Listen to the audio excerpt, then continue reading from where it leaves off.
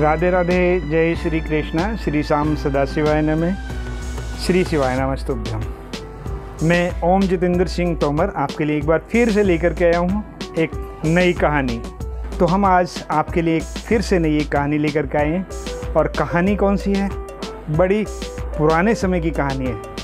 यह कौशल नरेश और मिथिला नरेश के बीच हुए युद्ध का परिणाम क्या निकला, उसकी कहानी है। तो परिणाम बहुत ही शानदार है। जानने के लिए इस कहानी को ज़रूर सुनिएगा। हम आपको वह कहानी सुनाने जा रहे हैं। चलिए, अति सुंदर भारत की इस स्टोरी में हमने प्राचीन इतिहास को लिया है। आपको कैसा लगा हमें अवश्य बताइए। एक कहानी जो जीवन बदल दे।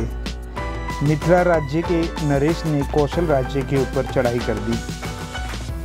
कौशल देश का राजा हार गया और वह अपनी जान बचाकर किले को छोड़कर भाग निकला।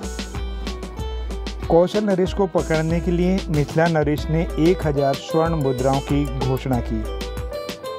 कौशल नरेश इधर उधर जंगलों में अपनी जान बचाकर छिपते फिर रहे थे। इसी भागदौड़ में एक दिन वे ऐसे नगर में जा पहुँचे जहाँ सभी युवक उनकी फौज में भर्ती होकर अपने प्राण गंवा चुके थे। उस नगर में केवल स्त्रियां, वृद्ध और छोटे बच्चे शेष रह गए थे। नियति को देखिए, उनकी खेती भी इस वर्ष नष्ट हो गई थी। कितने ही बाल वृद्ध कौशल नरेश की आंखों के सामने बीमार पड़े थे और कितने ही भूख से प्राण गंवा रहे थे। उन लोगों की ऐसी दुर्दशा देखकर कौशल नरेश की आंखों में आंसू आ गए। इन लोगों को आर्थिक सहायता की आवश्यकता थी, पर राजा क्या करे? वे तो स्वयं ही छिपते छिपाते फिर रहे थे। सारी रात उन्हें नींद नहीं आई। उनके बच्चों ने मेरे राज्य के लिए अपने प्राणों की बलि दे दी। अब उनकी सहायता करने का फ़र्ज़ मेरा है। मुझे उनकी सहायता करनी ही चाहिए। उन्हें एक उपाय सूझा और उन्होंने मन ही मन एक कठोर निर्णय ले लिया।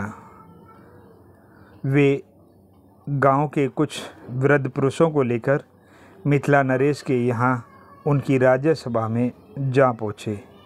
और फिर कौशल नरेश ने कहा, कौशल के नए महाराज, मैं कौशल नरेश हूँ। महाराज, आपने मेरे पकड़ने के लिए 1000 स्वर्ण मुद्राएं देने की जो घोषणा आपने की थी, सो इन वृद्ध पुरुषों को दे दी जाएं। मैं इसके बदले में अपने आप को आपके सैनिकों द्वारा बंदी बनाने के लिए तैयार हूँ।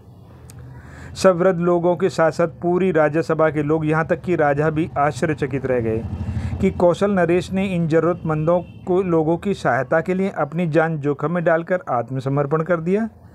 मिथिला नरेश ने कौशल नरेश से पूछा, जब आपको कोई नहीं पहचानता था तो आपने अपनी पहचान सबके सामने क्यों रखी? क्या आपको अपनी जान प्यारी नहीं है?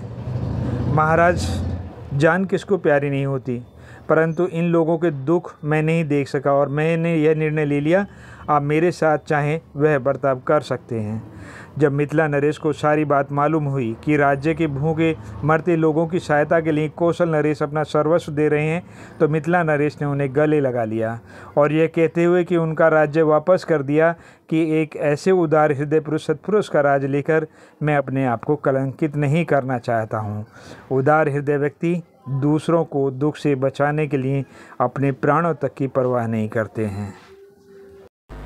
यदि आपको हमारी ये कहानी पसंद आई है तो कृपया लाइक करें, हमारे चैनल को सब्सक्राइब करें तथा अपने दोस्तों में इसे शेयर करें, ताकि ज़्यादा से ज़्यादा लोग इस कहानी को देख सकें और जान सकें कि जो हमारा अति सुंदर भारत है उसका साहित्य कितना सुंदर है। हमें आपकी जो भी प्रतिक्रिया है उसका इंतज़ार रहेगा। नमस्कार।